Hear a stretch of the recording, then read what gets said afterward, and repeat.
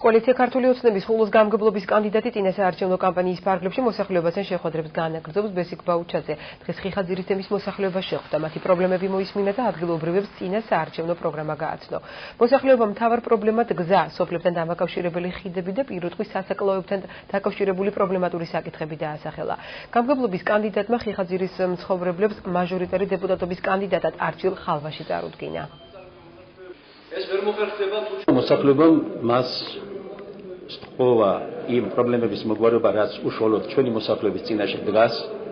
ბატონებისო, 8 თვის განმავლობაში აი ამ პრობლემებს გეგმაზრდომიერად ასრულებდა და კვლავ დარჩა ბევრი საკითხი მოსაგვარებელი, მაგრამ შრომელი მოსახლეობა გამოხდა სმაყოფილებას იმ გარემოებით, რომ აღშენებითი პროცესი ხიხაზირში კვლავ გრძელდება. ვფიქრობ, რომ ის პრობლემები, რაც ჩვენ თავს ჩვენ სკოლოს მუნიციპალიტეტს აწუხებს, მე ეს კარგად ვიცი და 8 თვიანმა მოღვაწეობამ ეს კარგად დამანახა.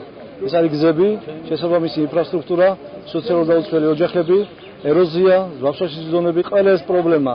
რა თქმა უნდა, ეს არ არის ერთი დღის მოსაგვარებელი, მაგრამ მე ვფიქრობ, რომ ხალხი იმდენად მენდობა, რომ ეს ნდობა მე მომცემს იმის ძალას და საშუალებას, რომ მათთან ერთად ამ პრობლემებს შევეჭიდო. რა თქმა უნდა, მხარდაჭერის და გამარჯვების შემთხვევაში ვითანამშრომლებს სწორად მოსახლეობას და ხელისუფლებას შორის, რომ გავიტანო ტკივილი რაიონში და შემსუბუქებული ტკივილი დაუბრუნდეთ ხიხაზირში, ჩემ მოსახლეობასთან ამორჩევლად.